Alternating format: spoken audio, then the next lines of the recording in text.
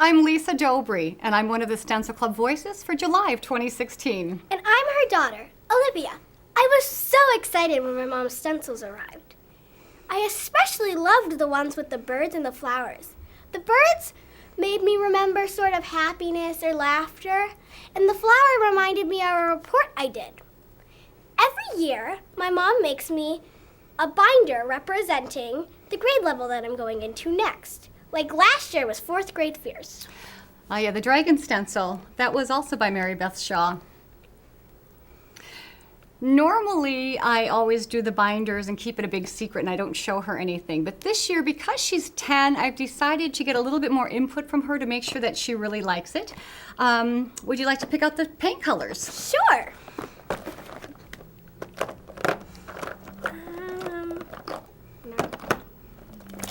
So, got to think about the different elements on the 9 by 12 and what much you might want for each of those sections. Well, I do love pink, and I kind of wanted the birds to be pink, and maybe this purple could work for the flower, the big flower in the background. I think those would be great. And maybe this yellow for maybe like an accent, maybe? Perfect. I think those are 3 great colors. What about this one? This one's really sparkly. That is an iridescent gold. We could do little sparkles with those. Yeah, I want that. That works? Yeah. All right, fabulous. Okay, I think I have everything I need to get started, and back with you in a little bit. All right, well, we're back, and I have the finished project. Olivia, are you ready to exchange that 4th grade binder for your 5th grade binder? Yes. Okay, we have 1 day of school left, so this is End of the year. Present.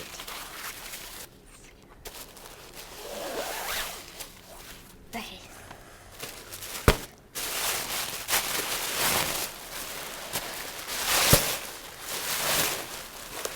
Whoa! This is so cool! Oh my gosh! Mom, this is so good! Oh, this is so cute. Okay.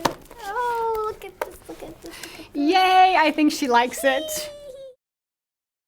Couple of tips for you. The first thing is to realize up front that the binder will get trashed throughout the year, and you're going to need to come in and dress it up a little bit, reinforce some of the areas.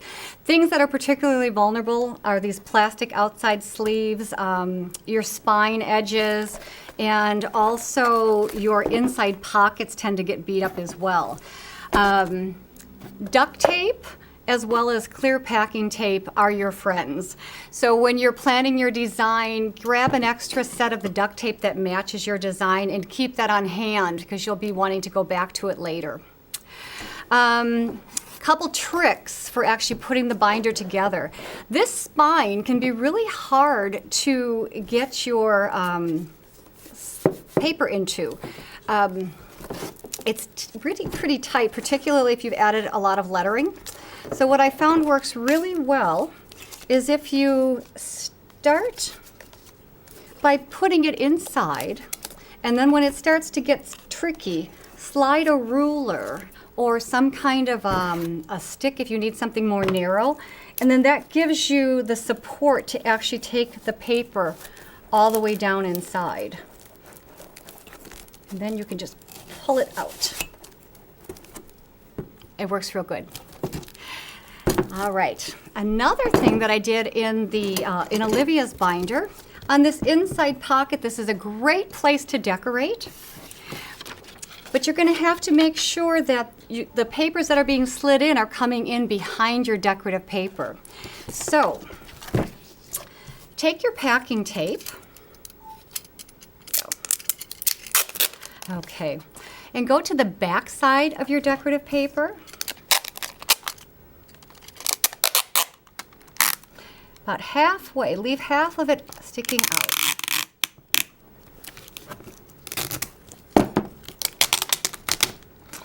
And then slide yourself into the package. Get it all the way down and then slide the packing tape over. That way when the papers go in, it doesn't get stuck. And then take your decorative tape and do a line right over the top of that.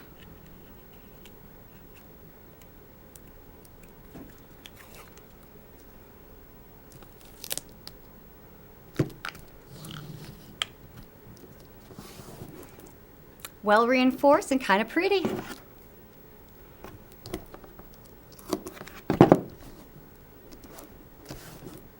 Okay.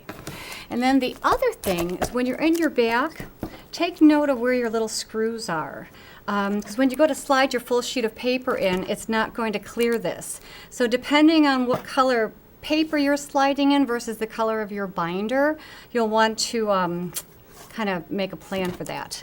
Like if you look on this one, I purposely chose a black binder, and the paper just matches and blends right in, so that was a real easy solution. When Olivia saw the July Club stencils and was so excited by them, I was like, yes, we have a project for the Stencil Club Voices venue.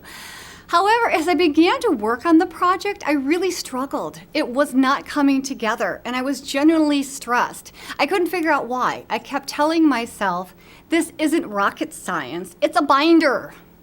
What I kept hearing in my head, though, were things like, this isn't big enough, it's not good enough for the opportunity that you've been given. I was so frustrated, and this project wasn't fun anymore. I really considered just scrapping the whole idea. But after a few deep breaths and a bit of contemplation, I realized that I had been giving away my creative freedom in an attempt to fulfill this self-imposed idea of what it's supposed to be. And this expectation I had created was directly opposite of what I wanted to convey to you as a Stencil Club voice. You see, Stencil Club is an amazing place to play. It's fun. This group of diverse artists come together, they share their work, their ideas, new techniques. We get to know one another, and we become artist friends. Once I took myself back to the real reason I do art and why I am a member of Stencil Club, my creativity started to flow again, and the project came together. I became really excited, anticipating sharing it with you today. What I would like to leave you with is certainly strive to learn new things, become a better artist, but don't give up your creative freedom in an attempt to get it right. Let your art be an expression of your life. Let it be authentically you in that moment. It's a lot more fun. Thank you so much for joining me today, and I hope I'll see you in Stencil Club. Now go grab your stencils, pull out your paints, make it an art day.